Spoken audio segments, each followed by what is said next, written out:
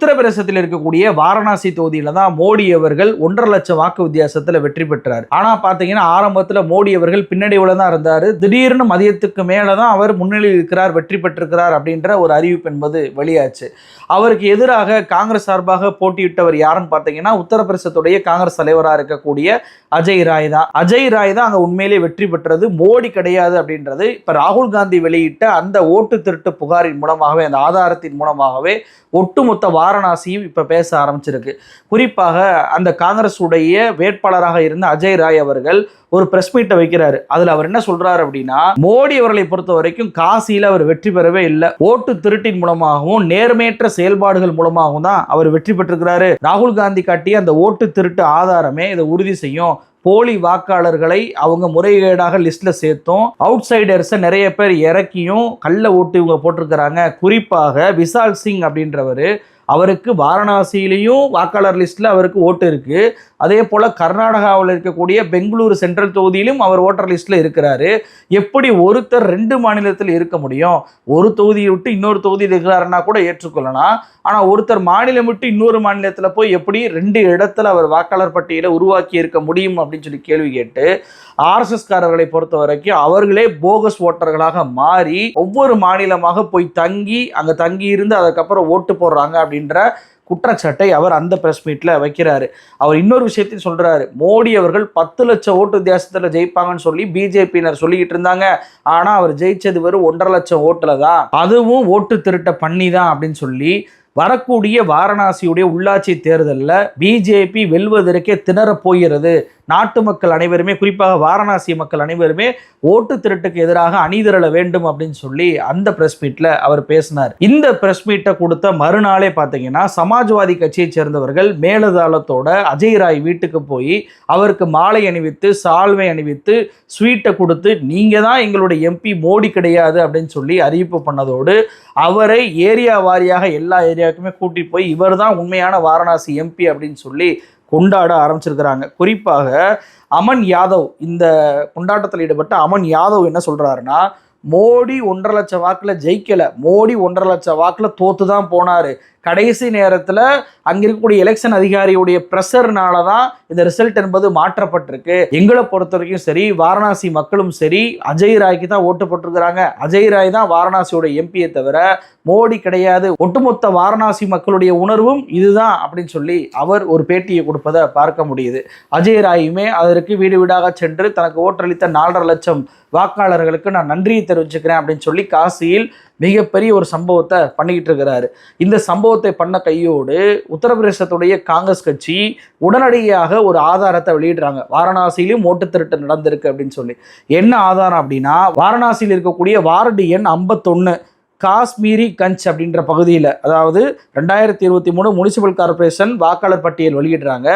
அந்த வாக்காளர் பட்டியலில் B24/19 அப்படின்ற முகவரியில் 50க்கும் மேற்பட்டவர்கள் இருக்கிறாங்க. ஒரே வீட்டில் 50க்கும் மேற்பட்டவர்கள் இருக்கிறாங்க. அவர்கள் அத்தனை பேருக்குமே ஒரே தந்தை தான். அந்த தந்தை பேர் என்னன்னு பார்த்தீங்கன்னா ராம் கமல் தாஸ் அப்படின்றது. ஒரே தந்தைக்கு எப்படிங்க 50 பேர்கள் இருக்கும்? அதுவும் சிறிய பையனுடைய வயது பார்த்தீங்கன்னா 28, பெரிய பையனோட வயது பார்த்தீங்க அப்படின்னா 72. 2 பேருக்கும் உள்ள ஏஜ் டிஃபரன்ஸை பார்த்தா ஒரு 44 தான் இருக்கு. அப்போ 44 வருஷத்துக்குள்ளே 50 பிள்ளைகளை எப்படி ஒரு வாழ பெற்றிருக்க முடியும்? அப்போ இங்கே ஒரு ஓட்டு திருட்டு நடந்திருக்கிறது அப்படின்னு சொல்லி அவங்க ஒரு குற்றச்சாட்டை வெளியிட்டாங்க. இந்தியா டுடே வழக்கம் போல என்ன பண்ணிட்டாங்க அப்படின்னா, ஏற்கனவே பெங்களூரு சென்ட்ரல் தொகுதியில் ஒரே வீட்டில் 80 பேர் இருக்கிறாங்க அப்படின்னு சொல்லிட்டு ராகுல் காந்தி வெளியிட்ட உடனேயே இந்தியா டுடே களத்தில் இறங்கி அங்கே போய் ஆய்வு பண்ணதில் அப்படி யாருமே இல்லை. அந்த வீடே பார்த்தீங்கன்னா ரூம் கூட கிடையாது, ஒரு ஹாலு, ஒரு கிச்சனு, ஒரு பாத்ரூம் மட்டும்தான் இருக்குது. இதில் 80 பேர் கிடையவே கிடையாது. வீட்டுடைய ஓனர் பிஜேபி. அப்போ ராகுல் காந்தி சொன்னது உண்மைதான் அப்படின்னு சொல்லி அம்பலப்படுத்தி இருந்தாங்கல்ல. அதே இந்தியா டுடே அந்த இடத்துக்கு போகிறாங்க. இவங்க சொன்ன அந்த டோர் நம்பருக்கு போய் பார்த்தா அது வீடே இல்லை, கோயிலாம். ஒரு மடம் மாதிரி இருக்கு. அந்த மடம் என்ன மடம்னா, இந்த ராம் கமல் தாஸ் ஆச்சாரியாவால துவங்கப்பட்டிருக்கு இந்த மடம். இந்த டெம்பிள்ல மேனேஜரா இருக்கக்கூடிய ராம் பாரத் சாஸ்திரி என்ன சொல்றாருன்னா, இவர் கீழே இருந்த சீடர்கள் அத்தனை பேருமே இவரை தந்தையாக ஏற்றுக்கொண்டாங்க. அதன் அடிப்படையில் சீடர்கள் அத்தனை பேரும் தந்தையாக இவருடைய பெயரை போட்டு வாக்காளர் பட்டியலில் இணைஞ்சிருக்கிறாங்க அப்படின்னு சொல்லியிருக்கிறாரு.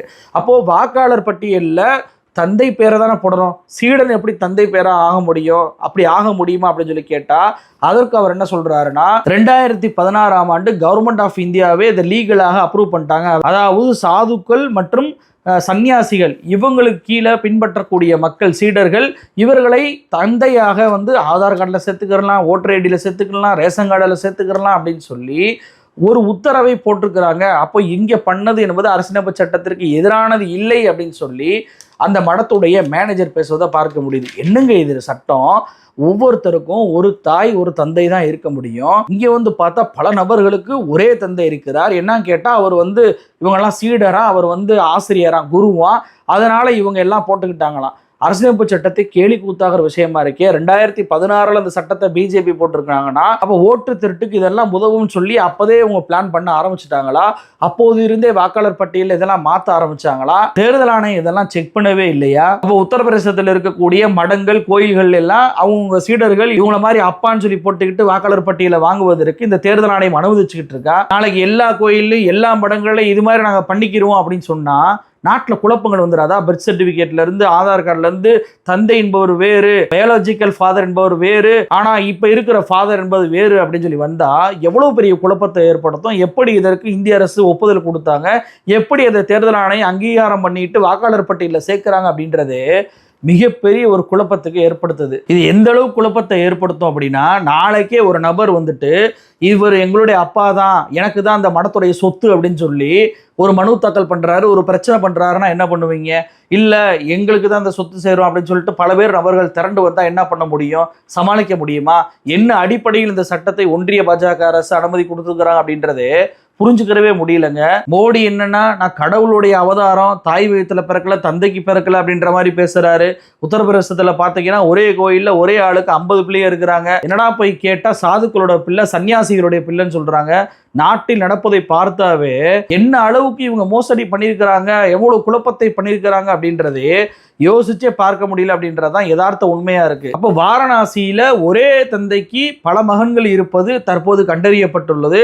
ராகுல் காந்தியை போல 6 மாதம் டைம் எடுத்து வாரணாசியை ஃபுல்லாக ஒர்க் அவுட் பண்ணாங்க அப்படின்னா கண்டிப்பாக இன்னும் என்னென்ன விஷயங்கள்லாம் இருக்குது அப்படின்றத கண்டறிய முடியும். அதை கண்டறிந்து அஜய் ராய் அவர்கள் அதை வெளியிட வேண்டும் என்ற கோரிக்கையை நான் வச்சுக்கிறேன். காங்கிரஸ் கட்சியினர் அங்கே அஜய் ராய் அவர்களுக்கு தகவலை தெரிவித்து கண்டிப்பாக வாரணாசியுடைய ஓட்டு திருட்டை வெளியிட வேண்டும் அப்படின்ற கோரிக்கை தான் ஒட்டுமொத்த நாட்டு மக்களுடைய கோரிக்கையாக இருக்கு. சரி, இது ஒரு புறம் இருக்க, இன்னொரு பக்கம் பார்லிமெண்ட்ல இந்த ஓட் ஜோரி, இந்த ஓட் தெஃப்ட் நடந்ததுக்கு பின்னாடி, ராகுல் காந்தி வெளியிட்டதுக்கு பின்னாடி பார்லிமெண்ட்ல மோடி அவர்கள் வரவே இல்லை.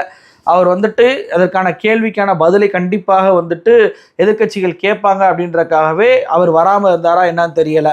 பார்லிமெண்ட்டுக்கு பொதுவாகவே வரமாட்டார், ஆனால் கடைசி நேரத்தில் ஒரு ஸ்பீச்சாவது கொடுத்துட்டு போவார். அப்படியாவது கொடுப்பாரா அப்படின்னு சொல்லி பார்த்தா கொடுக்கல, ஆனால் கடைசி நாளில் வந்தார்.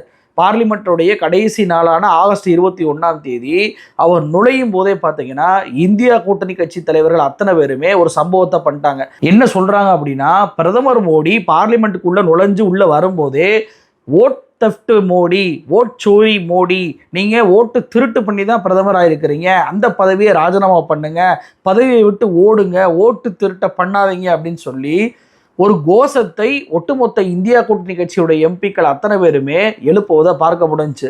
சபாநாயகர் கலங்கி போயிட்டாரு, ஆடி போயிட்டாரு, அமைதியா இருங்க அப்படின்னு சொல்லி பதற்றமாகறாரு. இவ்வளவு பெரிய ஒரு அசிங்கம் ஒரு நாட்டு பிரதமருக்கு இதுவரைக்கும் ஏற்பட்டதே இல்லைங்க. இந்தியாவில் மக்களை சந்திச்சு மக்களுடைய ஓட்டுகளை வாங்கி வெற்றி பெற்ற பிரதமர்கள் மட்டும்தான் இருக்கிறாங்க. இப்படி ஓட் தெஃப்ட் பண்ணி ஓட்டு திருட்டு பண்ணி ஒரு பிரதமரானவர்கள், ஒரு ஆட்சி அமைச்சவர்கள் யாருமே கிடையாது அப்படின்ற ஒரு கோஷத்தை இன்னைக்கு இந்தியா கூட்டணி கட்சிகளுடைய எம்பிக்கள் அத்தனை பேருமே எழுப்பியிருக்கிறாங்க. அப்படின்னா பார்லிமெண்ட் வரலாறுலேயே இப்படி நடந்தது கிடையாது. மோடி அதனால் வரைக்கும் வராமல் இருந்தவர் கடைசி நாளையாவது வந்துருவோம் அப்படின்னு சொல்லி வந்தவருக்கு ஒரு தரமான பாடத்தை அவங்க புகட்டிட்டாங்க. உண்மையிலேயே ஒரு ரோசம் உள்ளவராக இருந்தா, உண்மையிலேயே ஒரு மதிப்புமிக்க இடத்துல அவர் அமர்ந்திருந்தா என்ன தெரியுமா பண்ணணும்? என்னங்க எல்லாரும் ஓட் சோரின்றீங்க, வெளிப்படையாக பாருங்க. நானே உத்தரவுறேன் தேர்தல் ஆணையத்துக்கு, எலக்ட்ரானிக் ரீடபிள் ஃபார்மேட்டில் மெஷின் ரீடபிள் ஃபார்மேட்டில் அத்தனை ஓட்டர் லிஸ்ட்டையும் வெளியிடுங்க. ராகுல் ராகுல் காந்தியை பார்க்கட்டும், எல்லா எதிர்க்கட்சிகளும் பார்க்கட்டும், இதில் திருட்டு நடந்திருக்கா அப்படின்றத நீங்களே கண்டுபிடிங்க. 5 மணிக்கு மேலே ஓட்டு போட்டால் அந்த சிசிடிவி கேமரா வேணுமா, இந்தா வாங்கிக்கோங்க. அதே போல் 5 மணிக்கு மேலே 2 ஓட்டு போட்டவங்களாம் வீடியோகிராஃபி பண்ணியிருப்பாங்க, அந்த வீடியோகிராஃபி வேணுமா, இந்தா வாங்கிக்கோங்க. நான் நேர்மையான முறையில் தாங்க பிரதமர் ஆயிருக்கேன், ஏமாற்றி ஒன்றும் பிரதமர் ஆகலை. ராகுல் காந்தி சொல்வது உண்மை என்றால் இதை பார்த்து நிரூபிங்க அப்படின்னு சொல்லி நியாயமானாக இருந்தால் அதை பண்ணணும். ஆனால் அதை பண்ணவே இல்லை.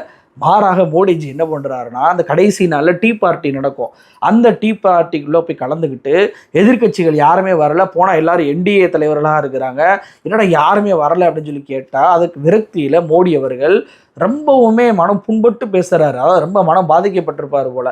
எதிர்க்கட்சிகள் ஒரே பிரச்சனை பண்ணிக்கிட்டே இருக்காங்க, நாட்டில் முக்கியமான மசோதாக்கள்லாம் நம்ம நிறைவேற்றிருக்கிறோம், அதில் டிஸ்கஷன் பண்ணுறதுக்கு வழியை காணா எல்லாரும் போய் வெளியே நின்றுட்டு தேவையில்லாத பிரச்சனையை கிளப்பிட்டு இருக்கிறாங்க அப்படின்னு சொல்லிட்டு ராகுல் காந்தியை சீன்றாரு. என்ன சீன்றாரு, காங்கிரஸ் கட்சியில் நிறைய இளம் தலைவர்கள் டேலண்டாக இருக்கிறாங்க, ஆனால் ராகுல் காந்தியுடைய குடும்பத்திற்கு அந்த டேலண்ட் இன்செக்யூரிட்டி ஏற்படுத்துது. ராகுல் காந்திக்குமே அந்த இளம் தலைவர்களை பார்த்து ஒரு இன்செக்யூரிட்டியும் ஒரு நர்வஸும் ஏற்படுது அப்படின்னு சொல்லி அவர் ஒரு பேட்டியில் குறிப்பிட்டிருக்கிறாரு. நான் என்ன கேட்குறேன், உண்மையிலேயே இன்செக்யூரிட்டி அதே போல் நர்வஸ் ஆவது யாரு, ராகுல் காந்தியா?